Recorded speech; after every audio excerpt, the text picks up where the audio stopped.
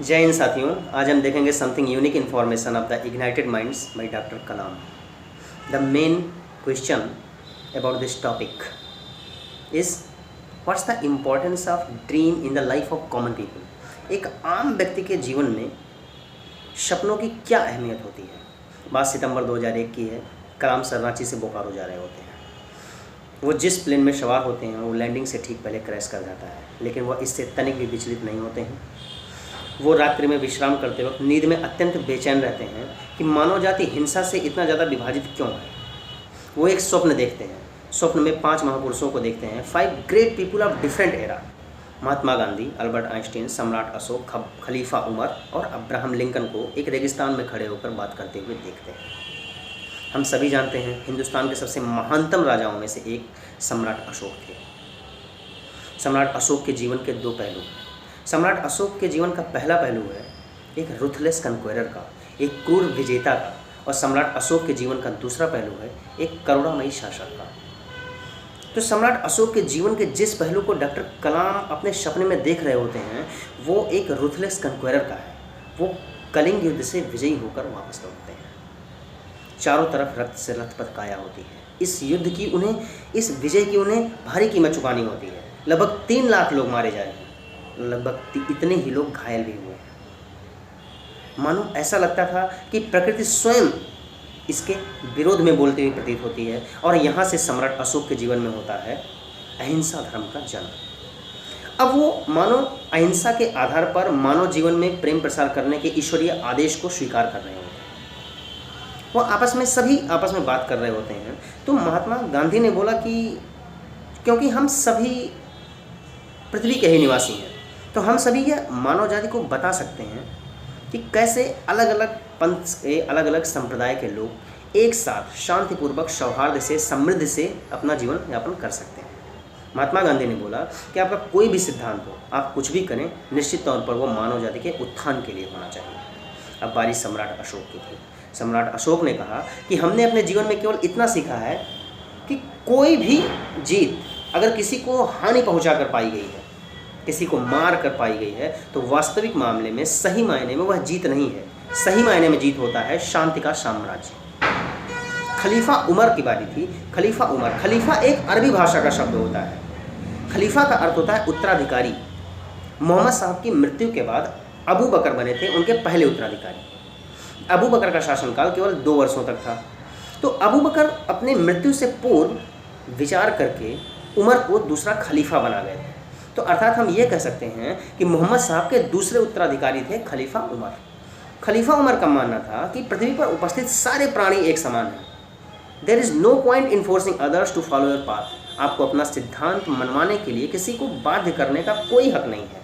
आपको मिलेगा आपके लाइफ में उतना ही जितना विधाता ने आपके लिए, आपके भाग्य में लिख रखा है। अब बारी थी अब्राहम लिंकन की। अब्राहम लिंकन यूएसए के 16वें प्रेसिडेंट थे, जिनका कार्यकाल 1861 टू 1865 तक रहा, जब तक कि उनकी एक कार्यक्रम में गोली मारकर हत्या नहीं कर दी गई। अब्राहम लिंकन का जीवन कुछ हद तक गांधी जी के जीवन के बराबर ही था। वो भी गुलामी प्रथा के खिलाफ कड़ा संघर्ष झेले थे। अब्राहम लिंकन का मानना था कि happiness comes from families prosperity at various level. कुछ हद तक परिवार की समृद्धि से खुशियाँ आती हैं। उनके अनुसार जीवन के 2 घटक थे, पहला हैप्पीनेस और दूसरा ब्लिस। खुशी और परमानंद। खुशी वो होती है जो हम अपने अचीवमेंट से हमें प्राप्त होता है, जब हम सफल हो रहे होते हैं। तो जब हम किसी चीज़ को गेन कर रहे होते हैं, तो जो हमें हमारे लाइफ में आनंद की अनुभूति होती है उसे हम हैप्पीनेस कह सकते हैं। लेकिन ब्लिस एक राजा को भी हो सकता है और एक तपस्वी को भी हो सकता है। ब्लिस अर्थात परमानंद, हमें परमानंद की अनुभूति तब होती है बेसिकली जब हम मोक्ष की दिशा में बढ़ रहे होते हैं, जब हमारे जीवन में हम अध्यात्म से जुड़ रहे होते हैं, जब हम किसी परोपकार की भावना से जुड़ रहे होते हैं, तो हमें जो प्राप्त होती है उसको हम परमानंद कहते हैं। अब्राहम लिंकन ने क्वेश्चन सभी से किया कि आज लोगों के बीच में, आज राष्ट्रों के बीच में इतना संघर्ष क्यों है। क्योंकि उनके अनुसार हम समृद्धि और पावर की खोज में अपने नैतिक मूल्यों को भूल गए हैं।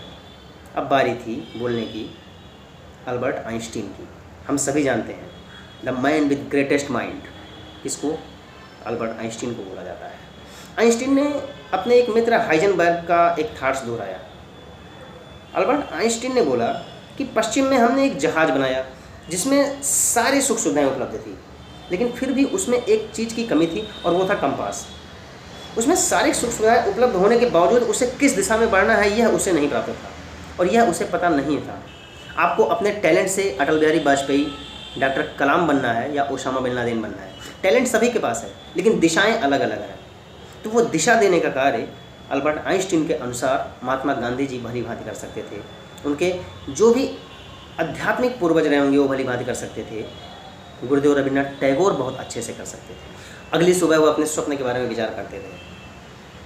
उन्हें भली भांति अनुभूति हुआ कि अच्छी ताकतों को इतिहास में हमेशा ही कड़ा संघर्ष करना पड़ा है।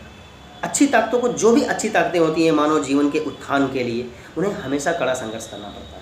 एक बच्चे का क्वेश्चन डॉक्टर कलाम सर से हुआ, क्या आपने महाभारत पढ़ी है? अगर आपने महाभारत पढ़ी है तो आपका फेवरेट कैरेक्टर उसमें कौन सा था? डॉक्टर कलाम ने कहा, मेरा फेवरेट कैरेक्टर महात्मा विदुर का था, क्योंकि उनमें अन्याय के खिलाफ संघर्ष करने की एक जज्बा आई। जब सत्ता पक्ष अन्यायी हो गया, सारे महान विभूतियों ने हथियार डाल दिए, तो महात्मा विदुर ही थे जो अकेले उसके खिलाफ आवाज़ उठाने के समर्थ थे। कलाम सर ने बताया कि एक American writer doctor Wayne W Dyer की एक बुक है मैनिफेस्टो डेस्टिनी।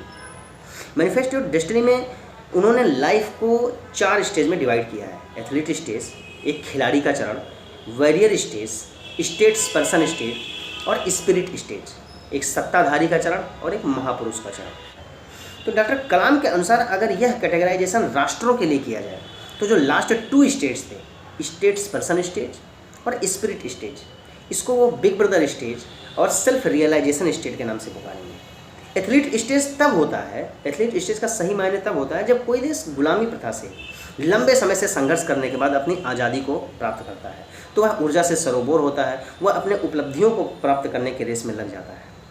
वह होता है एथलीट स्टेज। वॉरियर स्टेज अर्थात योद्धा का चरण, वह अपने एथलीट स्टेज में प्राप्त किए गए उपलब्धियों को अन्य से बेहतर बताने की, उसका मेन ध्येय अन्य से बेहतर बताना होता है। ये होता है एक योद्धा का स्टेज। फिर आता है big brother stage. Big brother stage में वह जो एथलीट स्टेज, अब तक एथलीट स्टेज में उसने अपने अचीवमेंट्स गेन किए, वॉरियर स्टेज में उसको अन्य से बेहतर साबित किया, लेकिन बिग ब्रदर स्टेज में उसमें कुछ ठहराव आ चुके होते हैं, उसमें स्टेबिलिटी आ चुकी होती है। अब उसका मेन मोटो ये नहीं होता कि वह दूसरे से बेटर है, अब वो दूसरों के बारे में सोच रहा होता है कि हम दूसरों के लिए क्या कर रहे होते हैं। ये होता है बिग ब्रदर स्टेज। फिर आता है self realisation stage. Self realisation stage में हम तब पहुंचते हैं जब हमें हमारे वास्तविक मूल्यों का ज्ञान होता है, जब हमें यह पता चलता है कि जो डेवलपमेंट के रेस में आगे निकल गए, जो पीछे छूट गए और जो डेवलप हो रहे हैं, अर्थात डेवलप्ड कंट्री, डेवलपिंग कंट्री और पुअर कंट्री, सभी का इस पृथ्वी पे बराबर हक है। यह पृथ्वी किसी एक की नहीं है। सेल्फ रियलाइजेशन स्टेट में जो भी कंट्री जा रही होती है, उसके नागरिक अन्य देशों के नागरिकों के लिए क्या कर सकते हैं, यह बात उनके ध्यान में रहती है। डॉक्टर कलाम के अनुसार जीवन में परिवर्तन बहुत महत्वपूर्ण है। क्यों? क्योंकि जीवन में परिवर्तन होना चाहिए। एक सीधी लाइन ग्राफ जो होती है ना, वो डेड बॉडी की होती है। जीवन के स्लोप अप एंड डाउन निश्चित तौर पे होते ही रहते हैं, क्योंकि परिवर्तन महत्वपूर्ण है। परिवर्तन से विचार आते हैं, विचार से सृजनात्मक कार्य होते हैं। डॉक्टर कलाम ने अपने जीवन को विभिन्न चरणों में विभाजित कर रखा है। डॉक्टर कलाम के जीवन का पहला चरण होता है उनके सीखने का चरण। डॉक्टर विक्रम साराभाई, डॉक्टर ब्रह्म प्रकाश, प्रोफेसर सतीश धवन के नेतृत्व में वो नेतृत्व क्षमता सीख रहे होते हैं। उन्होंने अपने लाइफ के सेकंड स्टेज को 1982 से बताया, जब वो DRDO में कार्यरत थे। इसमें उन्हें अनेक सफलताएं मिली, कुछ असफलताएं मिली। डॉक्टर कलाम अपने जीवन में असफलताओं को मैनेज करने का, उनका संघर्ष पूर्वक सामना करने के गुण को जिस स्टेज में वो सीखे, उसे डॉक्टर कलाम सेकंड स्टेज कहते हैं। तीसरा चरण होता है भारत को परमाणु शक्ति संपन्न राष्ट्र बनाने का, और हमें यहाँ बताने की ज़रूरत नहीं है कि यह कितना सफल रहा। समूचा विश्व जानता है कि आज भारत एक परमाणु शक्ति संपन्न देश है। इसमें DAE, DRDO और armed forces, department of atomic energy, defence research development organisation और आर्म्ड फोर्सेस के जबरदस्त तालमेल से भारत को परमाणु शक्ति संपन्न राष्ट्र बनाने में डॉक्टर कलाम पूर्णतः सफल रहे। एक बच्चे ने उनसे क्वेश्चन किया, सर आपको सबसे ज़्यादा खुशी किस चीज़ में मिलती है? डॉक्टर कलाम ने उसका आंसर दिया जब कोई सीडी पेशेंट केआर स्टेंट से ट्रीटमेंट ले रहा होता है। केआर स्टेंट को कहते हैं कलाम राजू स्टेंट। यह एक मेटेलिक ट्यूब होता है जो आर्टरीज में परमानेंटली फिट किया जाता है।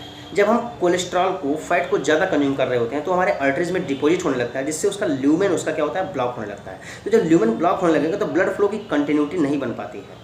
तो उसको कंटिन्यू बनाए रखने के लिए यह स्टेंट को हम परमानेंटली इसमें फिट करते हैं, जिससे ब्लड फ्लो की कंटिन्यूटी बनी रहती है।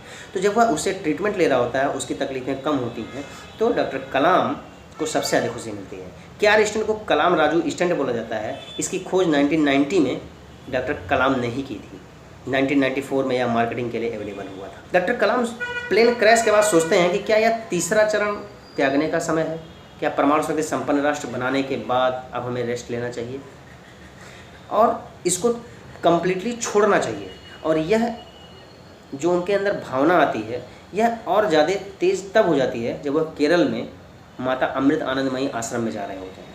वहाँ पर उन्हें यह फोर्स किया जाता है कि आप शिक्षा को अध्यात्म से जोड़ें और एक नई पीढ़ी का निर्माण करें, क्योंकि शिक्षा और अध्यात्म के कोलैबोरेशन से नई पीढ़ी के राजनेताओं का निर्माण किया जाए। और वह अपने इस इच्छा को तत्कालीन प्रधानमंत्री अटल बिहारी वाजपेयी जी से बताते हैं और 1 महीने के भीतर कार्यमुक्त किए जाने का अनुरोध करते हैं। वह कई राज्यों के स्कूलों का दौरा करते हैं, असम, त्रिपुरा, तमिलनाडु राज्यों के स्कूलों का दौरा कर रहे होते हैं। तब उन्हें यह एहसास होता है क्या यह उनके जीवन का चौथा चरण है, क्या वह इस अपने चौथे चरण में पूर्णतः सफल होंगे। डॉक्टर कलाम बताते हैं कि उन्हें इसका थोड़ा भी अंदाज़ा नहीं है कि वो सफल होंगे या असफल होंगे, लेकिन उन्हें एक चीज़ का पता जरूर है और वो ये है कि सपनों के प्रति संकल्पबद्ध होने से बढ़कर कोई एनर्जी पृथ्वी पर तो क्या स्वर्ग में भी उपस्थित नहीं है। क्योंकि सपनों में वो एनर्जी होती है, सपनों के पीछे वो एनर्जी छुपी होती है जो आपके दिलों में रहती है, जिसका आपको एहसास नहीं होता है। तो हमारा सबसे मेन क्वेश्चन जो था, what's the importance of dream in the life of common people.